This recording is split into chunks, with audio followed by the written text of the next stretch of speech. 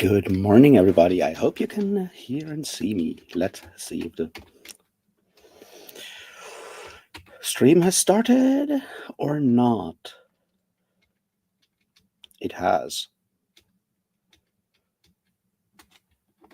And can I hear myself? Yes, I can. Now that's all we need. Good morning and a happy Monday, the 13th of January. I was almost not going to stream this morning because of reasons, by which I mean I know what I'll do during the first sprint, which is, of course, try to call a dentist because I lost a tooth over the weekend, as you can see. And yeah, I already called the first dentist at 7:30, which is when they opened, and it turns out, yeah, they only take on new patients from March onward, which is maybe a bit late. So since other dentists start opening up at 8 a.m. During the first sprint, I'll call some other dentists to see if I can get an appointment somewhere.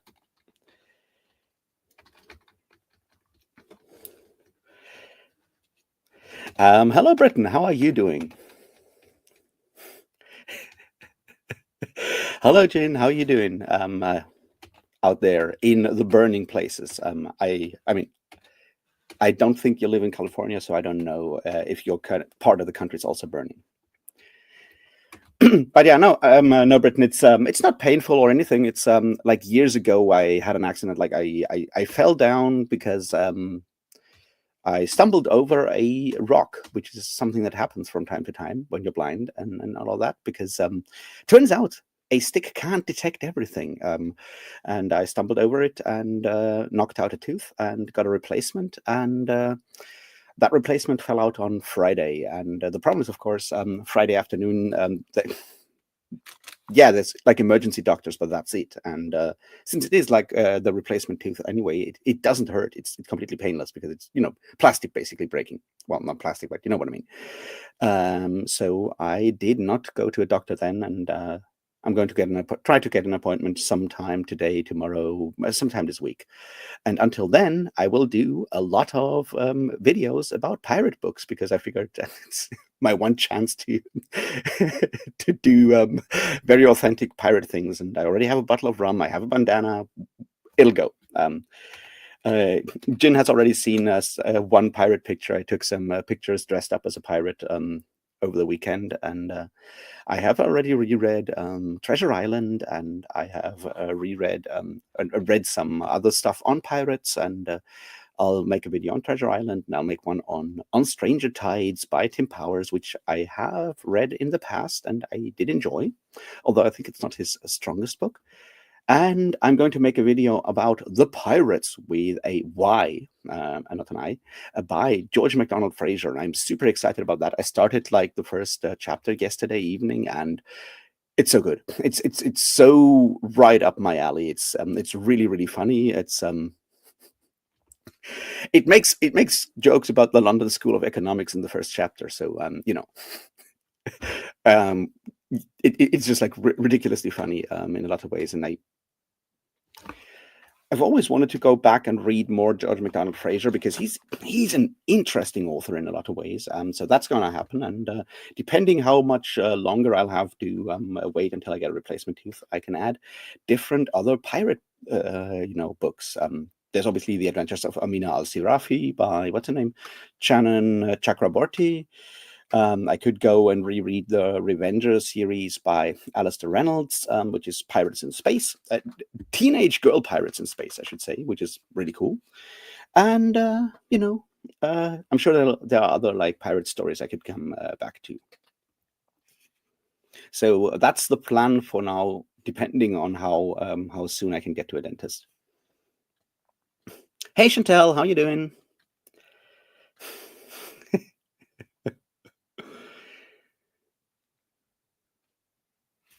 Oh, right.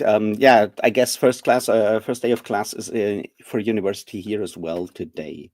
And school is back on as well for kids, so there's all of that. What kind of concert did you go to, Burton, if I may ask?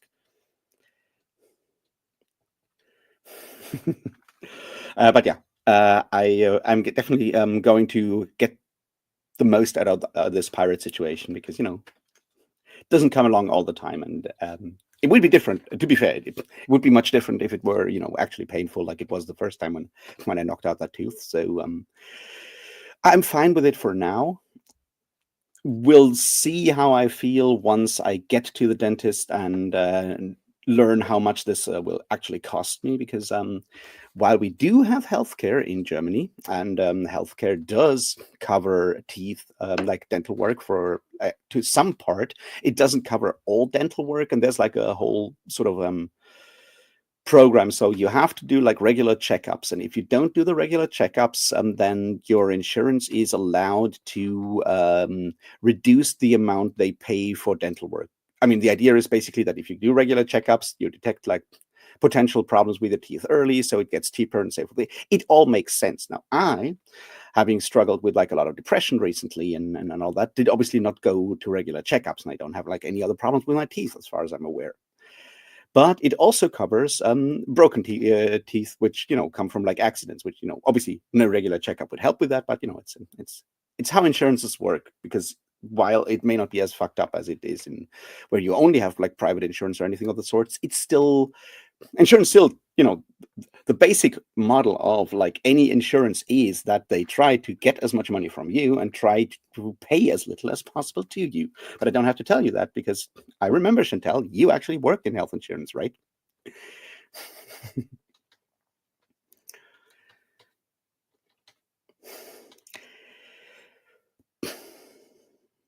Nice. Like, was it like a larger venue or like a small venue? I mean, I was lucky. I've seen Black Sabbath once with Ozzy a couple of years back, not on their farewell tour, but the tour before, the tour they did for the 13 album. And it was actually really good. Ozzy was in as good a form as he could be at the time. So that was nice. And I got to see, and I'm very, very happy about that. I got to see Black Sabbath, well, when they were touring as Heaven and Hell with Dio as a singer, the last couple of years before Dio died back in, oh God, so that must have been like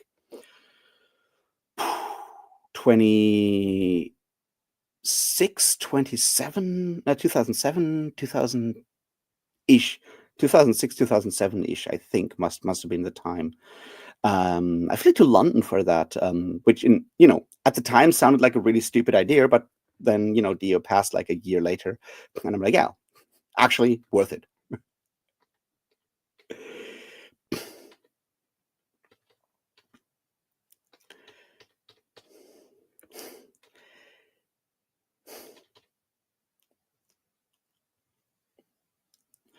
Oh, it was Zach Wild. He used to play with Ozzy's solo band, and he plays in what's this Black Label Society. I've seen them live once. I'm not a huge fan of him as a dude. Like he's too redneck for me, but he certainly knows how to play guitar.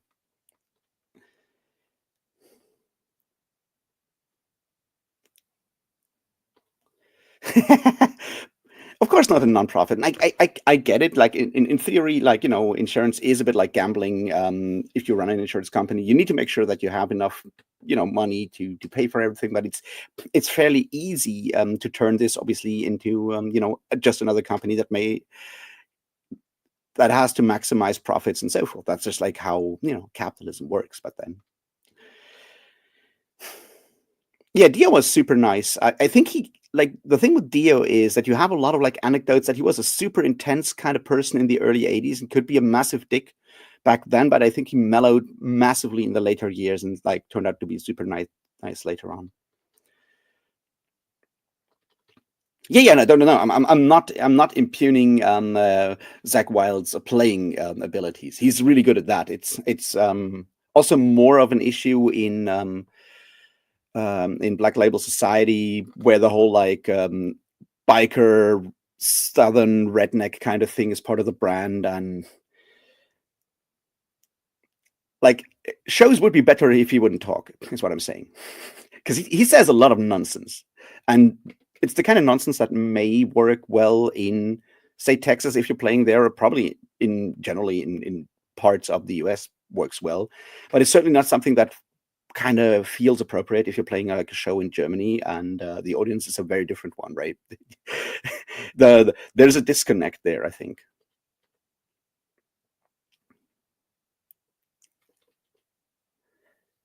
No, I don't think he was a dick to Black Sabbath that much. I think it was more like during like the first years of his solo stuff. I know he had like some really intense beef with William Campbell back in the days, but I think they kind of buried the hatchet later on. So I think it's just in his early days, there's a like Dio was like very driven, right? He started out like super young, making music super young, and possibly, I mean, Dio wasn't exactly tall, and there's a lot of like really good singers in heavy metal in particular are not very big guys. Uh, Bruce Dickinson famously is also not exactly a big guy, for example, and I think partly that's what makes them really good frontmen, because if you're smaller as a dude in that kind of culture, right? You have to be more extroverted and louder, larger than life, a bit more yeah, extroverted, more aggressive in a lot of ways, with the abilities you have, like put yourself into the front light, into the limelight a lot more, into the spotlight, and be louder and everything. Be more driven, because yeah, size is certainly something that dudes can make fun of, and I think that's an ability that then sticks with you, and that becomes a benefit once you're on stage and are in front of thousands, because being a frontman takes that sort of like specific ability of being not necessarily just extroverted, but being larger than life, and being aggressively larger than life in a lot of ways. And Dio has that, and Bruce Dickinson has that, and there's a bunch of other what's his name, Eric Adams from Manowar. He's also super small, short. I mean, I've met Manowar like once, and Joe DiMaio comes up to my shoulder, and I'm not a big dude, right? I'm under 6 feet. Is what I'm saying. I'm not good with like freedom units. It's 175 centimeters, which is 5'8" I think, something like that. So I'm not a big dude, and Joe DiMaio's up to my shoulder, and Eric Adams is still smaller, and it's one of those things that really fucks me up, that every time I read about New York politics, I have to think about Manowar because of the mayor's name. The same way every time someone talks about Marjorie Taylor Greene and just like writes MTG, I'm like, card game, which may be the biggest sins those two have committed. They have ruined heavy metal and Magic the Gathering for me by being, in the news constantly.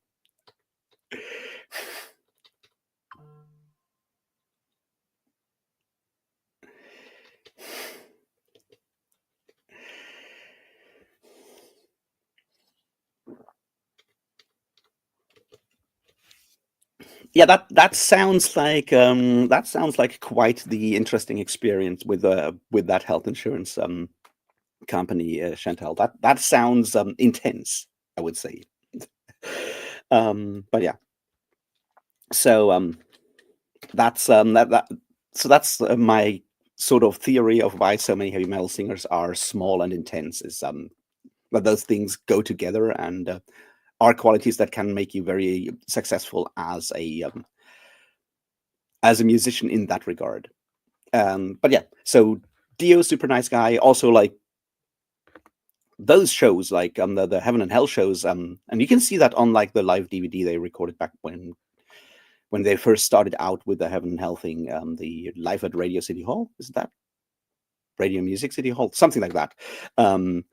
That was, they were like really good, because one of the things that kind of often gets like underappreciated with Black Sabbath, right, is obviously Tony Iommi is the riff genius. Like that guy can like but Geezer Butler is an insanely good guitar player, insanely good bass player, because what he does, like with Black Sabbath only having one guitar, whenever Tony Iommi plays a solo, and he's not exactly, he's not bad as a solo player, but his strength is writing riffs and playing riffs, obviously, partly because of his disability with the fingers, right? He can't play, he's never going to be Yngwie Malmsteen, is my point. But like, still, if you have like only one guitar player, you need someone to fill all those like empty spaces in the sound when he's playing a solo, and Geezer Butler is insanely good at that.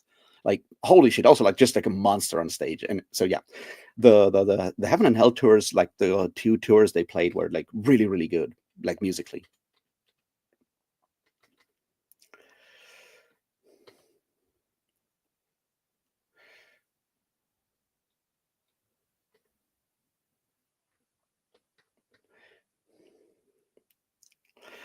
Yeah, that's a choice. I mean, especially if you're a cover band, right? Like, I mean, Britain. Like, I mean, if you are the main band, I can see that you're getting tired of playing that song every single night for like the last 50 years. But if you're a cover band, you are basically people pay to see you play the songs they want from their favorite band, right?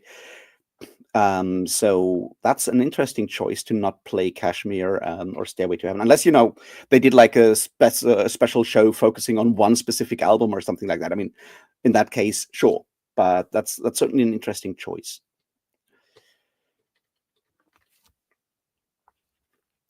And yeah, of course, Stairway is overplayed. There's even there's even jokes about Stairway to Heaven being overplayed in a Discworld novel. So that overplayed.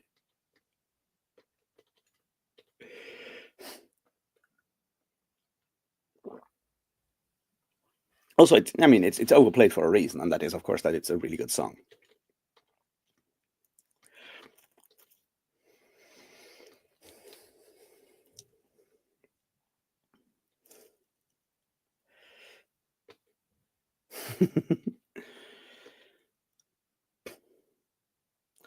um, yeah, yeah, I can see that, Chantel. I mean, I think like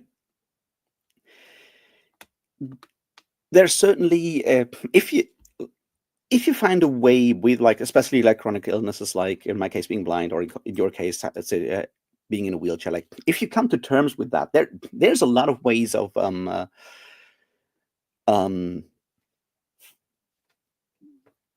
you know um being somewhat outside of pressures that people that have you know no easily noticeable chronic illnesses or disabilities have to face up to pressures that we don't.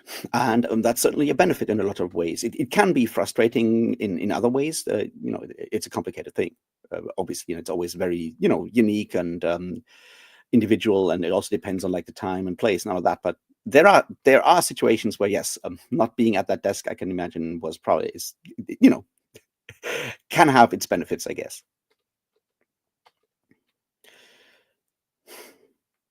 Kashmir is definitely more ambitious and awesome. I obviously there's also Immigrant Song, which they stole from a German band, which yeah, they basically stole the opening part of Kashmir and Kashmir of Immigrant Song from the German band Lucifer's Friend, which I've seen live once. Lucifer's Friend, or did I see them twice? No, like once. Lucifer's Friend, band from Hamburg, had John Lawton from Uriah Heep singing for like their old album, and yeah, that's where that like sort of very, you know, uh, that very famous sort of like opening part of Immigrant Song comes from.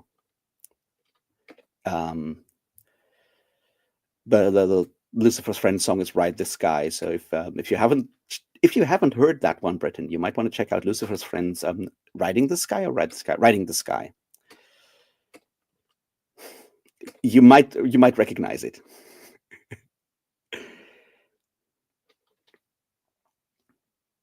Okay.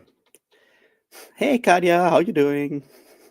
Um, uh, are you having a day off or are you at work, Kadia? Because you should be at work, right?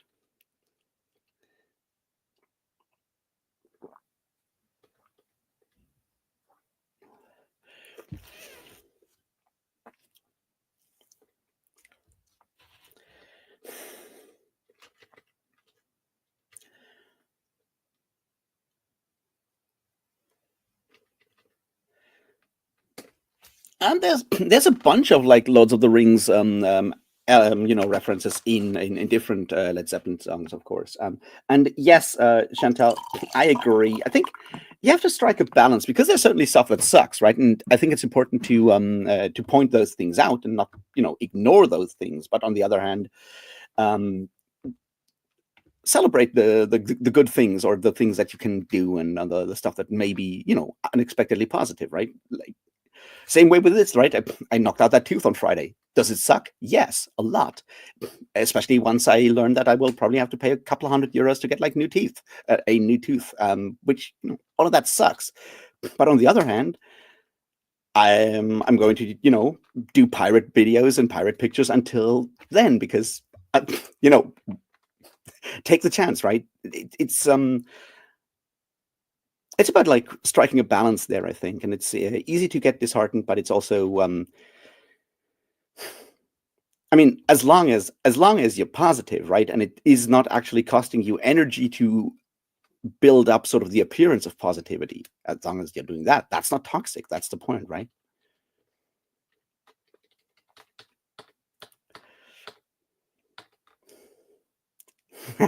All right.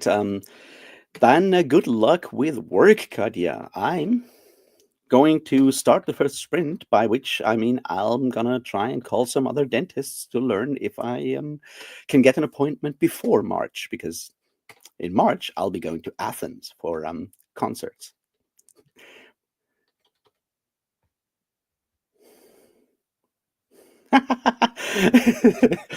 Now that's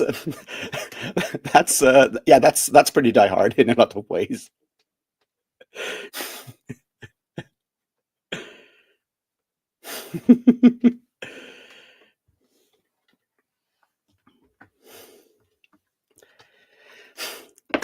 Yes, yes, that's what I'm saying, Britain. They ripped that off clearly, but in the end of it doesn't really matter that much.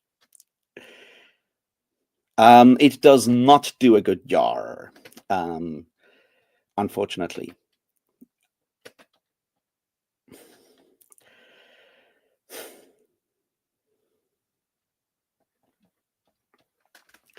Well, I'm going to try and get my, it's only that one tooth, so I'm good there. But yeah, we'll see how much it costs. I'm gonna find out when I can get somewhere during these sprints. So good luck being productive.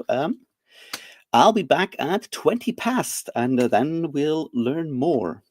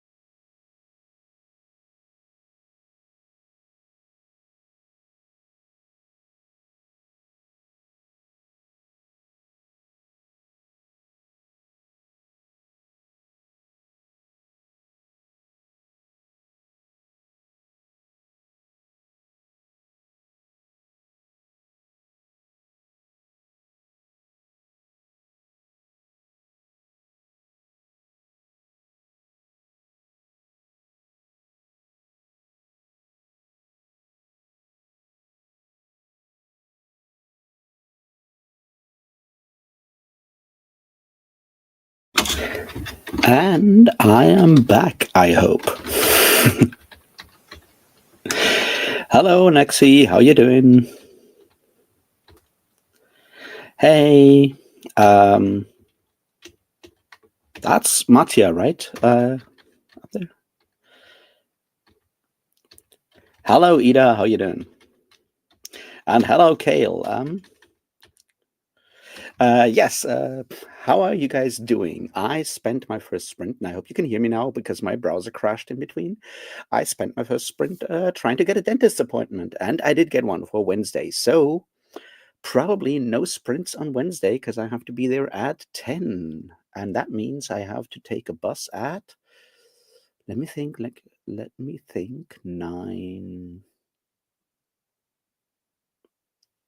Yeah, 9:40. So I guess we could potentially do 1 hour of sprints, like a shortened sprint before I leave for the dentist on that day.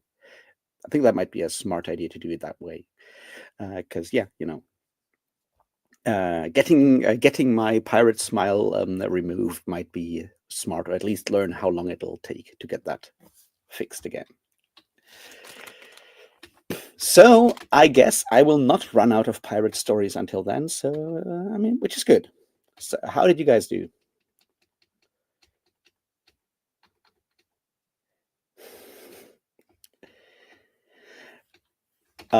So yeah, that's what I did first. I mean, also went through like unread emails and messages and YouTube comments and stuff like that. But the main thing was to get the dentist appointment. And after the first dentist I called said like nothing before March, I was already somewhat scared I'd have to go and read books like A Pirate's Life for Tea, which, looks aside, is very much not a book made for me. I'm sure. So I'm happy that Wednesday is already like that. That's pretty quick. So good for me. And that means I'll spend the rest of the day reading The Pirates by George MacDonald Fraser and then rereading On Stranger Tides by Tim Powers, which is a pretty good book. Shame about the whole connection to the Pirates of Caribbean movie that they licensed the novel for, and then, as far as I know, basically ignored most of it, except for the Fountain of Youth, which is in On Stranger Tides as well. Yeah, yeah, it's you know, I've been playing around with that since like Friday afternoon because obviously you have something like this happen to you on like a Friday afternoon when every doctor's office is closed, and I'm like, damn. Yeah, I've heard good things about Black Sails, so that's nice.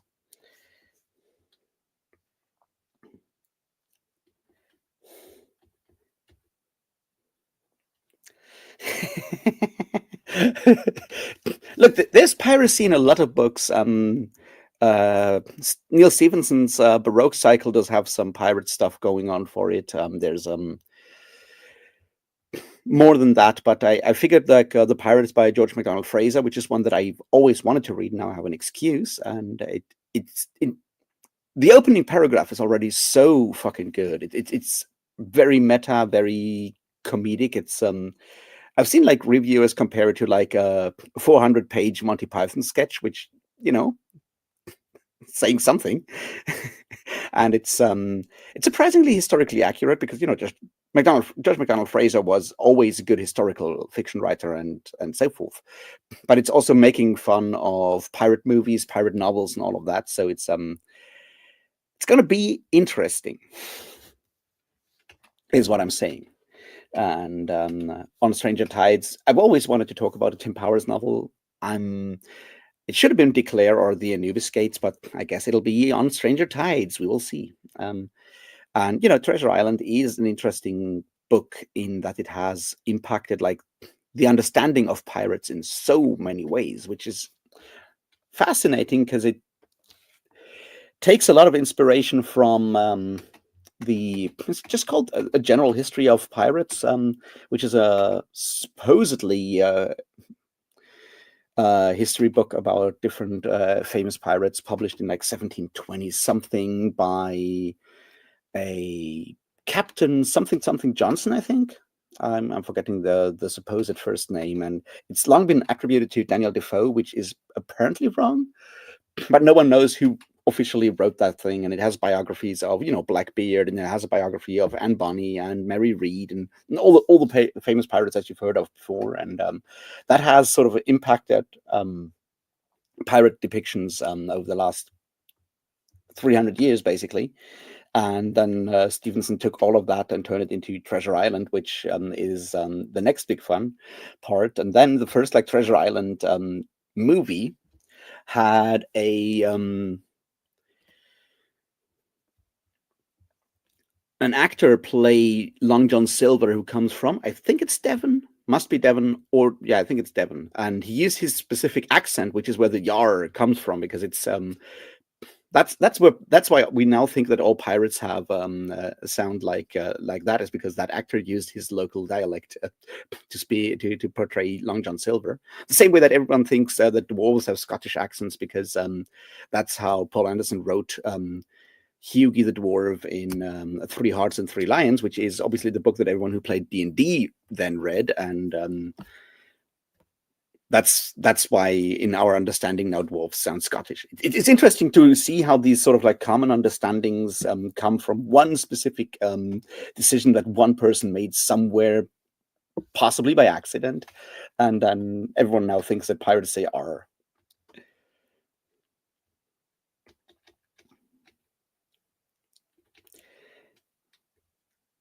Which book? The Pirates? I don't know. I haven't read it yet. Treasure Island gives you fairly specific directions on where on the island the treasure is buried, but it omits famously the latitude and longitude of the island, because the largest part of the treasure is still there. And Jim Hawkins, who's named after a pirate, like a real pirate, the same way that Israel Hands, the one of the characters in Treasure Island, is a real character. Israel Hands was a pirate on Edward Teach, that's been Blackbeard's fleet. So historically he got hanged, though. So we know he lived, and he's Stevenson took a lot of elements from that general history of the pirates and put it into Treasure Island.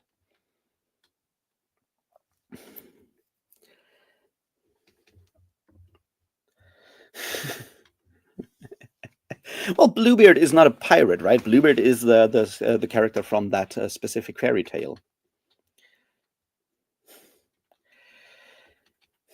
Yeah, that's a question that depends on what you're reading, because there is a lot of pirate erotica out there if you're into that kind of stuff. And I'm pretty sure they give you exact details of what is how long.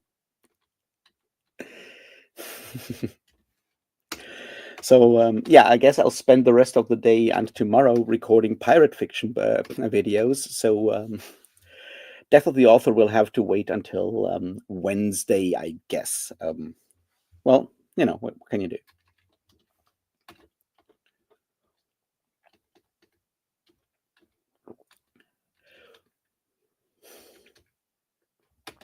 Look, in a world where there's dinosaur erotica, there has to be pirate erotica. Or pirate porn, which sounds much better because you have the alliteration, and alliterations are good. That's what my poetry class I never took told me. But yeah. So I guess the next part will be to return to the writing stuff in the next sprint. I also, because of the whole tooth thing, which does, at least in my brain, I sound different now that I talk with that, because obviously having a front tooth missing makes it difficult to say some things. And I was already lisping before that, but I still have to make that video where I talk about all the books I want to read this year, or 2025 releases that I'm looking forward to reading. And for some reason, there's history books on there now, because I'm weird.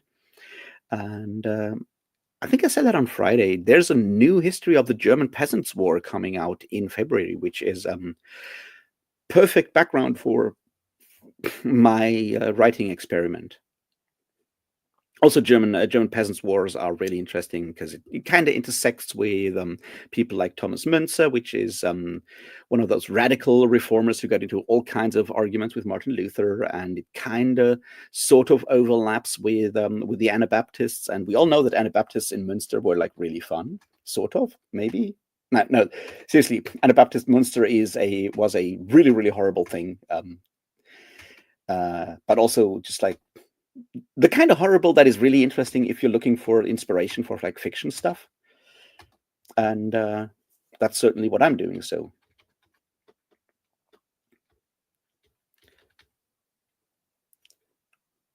that sounds like a fun job, Jin.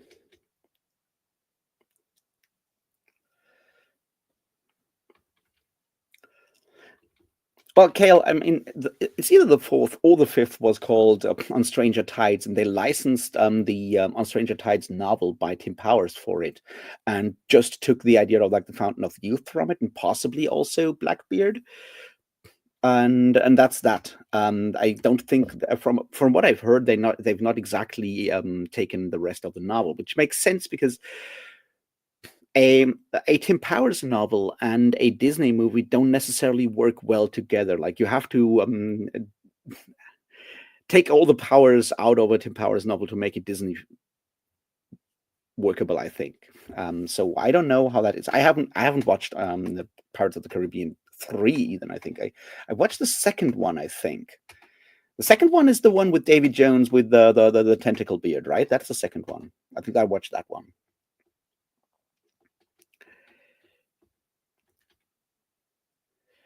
Yes, I'm pretty sure there is, Ida. I have not checked, but I would be surprised if not. Um, so there's that.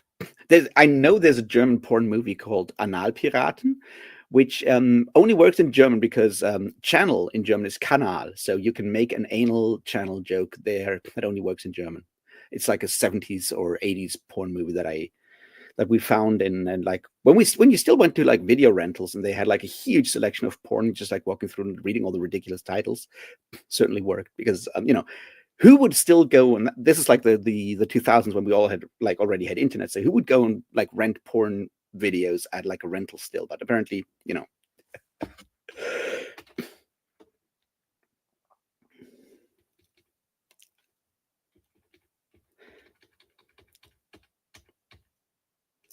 so I mean, there should be like a sixth Pirates of the Caribbean movie. I think it was planned. Aren't they like casting new? Wasn't it like I'm so fully out of the Pirate of the Caribbean thing. I'm so out of movies, really. I didn't watch a single movie last year, I think, or did I? Gods, I'm really bad at this. Like, I focused so heavily on books and music that I completely lost track of like television and videos and stuff.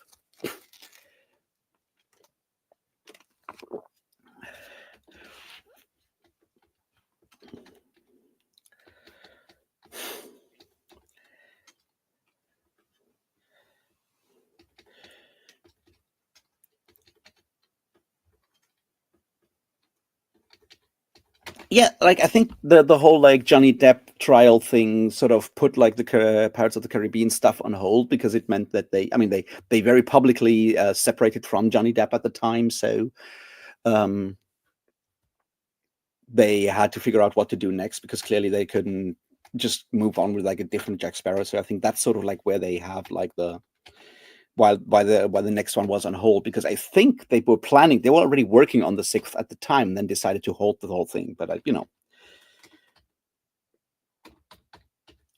think, yeah, the soundtrack's pretty solid. I think the problem is that it's an Hans Zimmer soundtrack, and your first Hans Zimmer soundtrack will be good, will be amazing. The second one will still be good. Once you've heard like the third, they all sound the same though, because he always used the same sort of like techniques in every single soundtrack, and that's sort of like can be a bit of an issue, I think.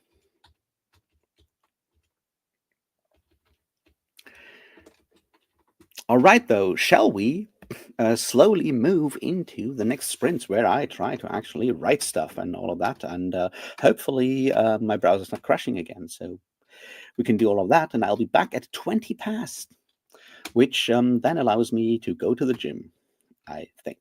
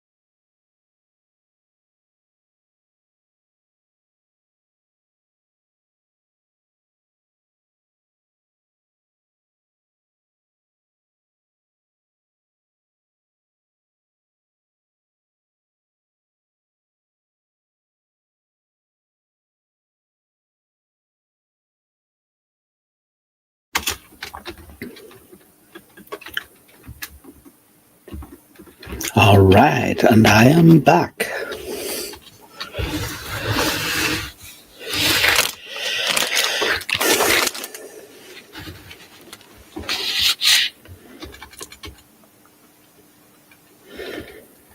That was really cool of your son and their friend there, Chantel. Yeah, I did open the file and do some reading, and I think I need to do some rewriting there.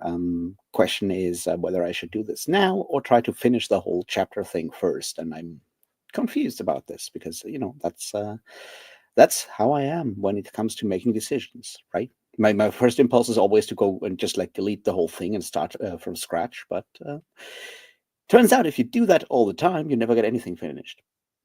And we will see how that goes. So it was not as successful as I hoped, but I guess that's something I'll have to live with, mostly because I'm, still sort of like going through the whole like making dentist appointments and all that stuff kind of thing, which does unfortunately take up more space in my mind than it should. But better luck tomorrow, though. When we will definitely do a sprint. Now that I have like an actual like thumbnail for those, I also feel less. They feel less improvised, I guess. I mean, I'm always trying to get stuff slowly moving towards like being more structured, or not structured, but like more firm, I guess is the word here. I'm trying to explain what I mean, but since I don't know exactly what I mean, that's kind of difficult. But like trying to find a way to give things more of a basis in reality, and having like a thumbnail that I'll just use for every one of those sprints. It's like a first part, and then making things feel real, I guess, is the real challenge here.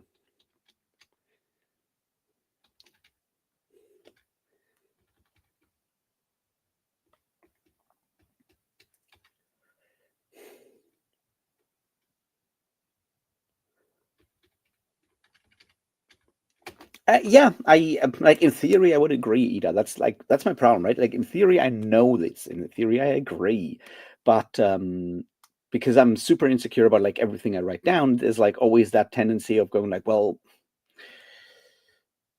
I could do this better now, and I'm like, it's easy to get sort of like hung up on that. I think, especially for me, if there was like a way to make it impossible for me to read what I've written before I like press like finish and go like this is the whole thing, right? That would be probably very helpful. I feel like in part that's something that writing on like a physical typewriter in a way did back then, right? You write the whole fucking page and then you can maybe read it afterwards, but you don't have the ability. I mean, technically you do to delete every single word and try again. I mean, you can do that with like physical typewriters, of course, but it is different from like Word files where you can like constantly jump around and go back and do something and so forth. I feel.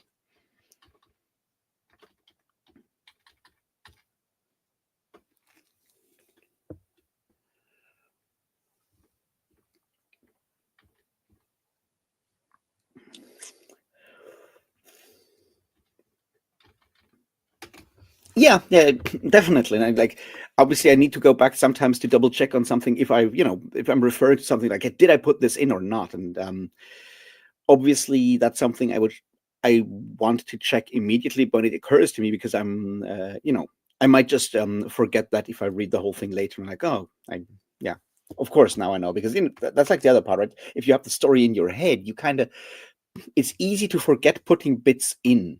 It's something I've learned from like running Dungeons and Dragons and other like tabletop games for ages, right?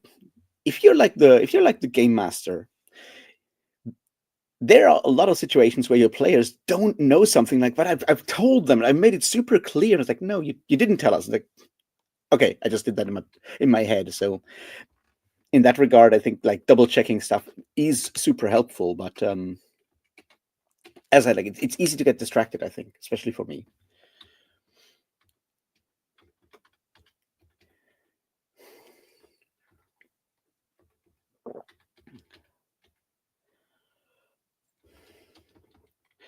I do very much agree with that. Like, I understand that, Chantel. I love burning stuff. Like, it's just like something I enjoy. I used to do that like when I was at school. Like every year, at the end of like every school year, I just took all my notes and all the stuff that I had to write down during that year of high school, and then just like burned it all. That was always like incredibly satisfying. Unfortunately, that doesn't work as well with digital stuff, because burning your computer can be really expensive. Also, all that plastic just doesn't burn as well.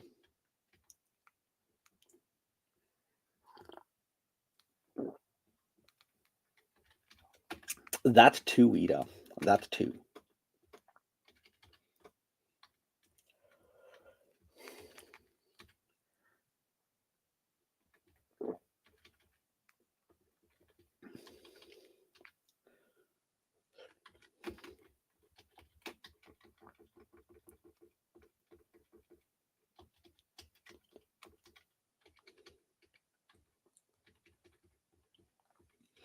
All right, everybody.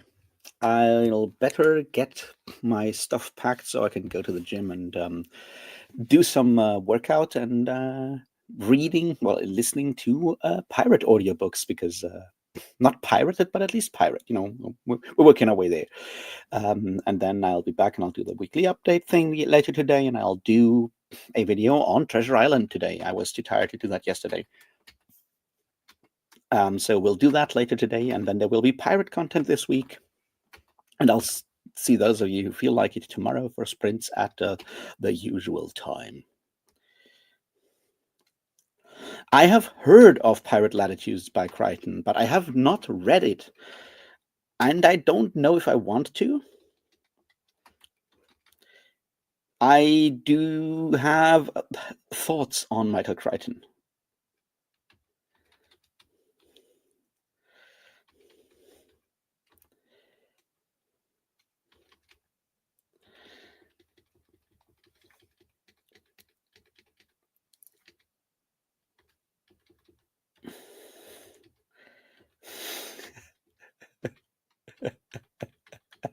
All right. See you guys tomorrow. And yes, R.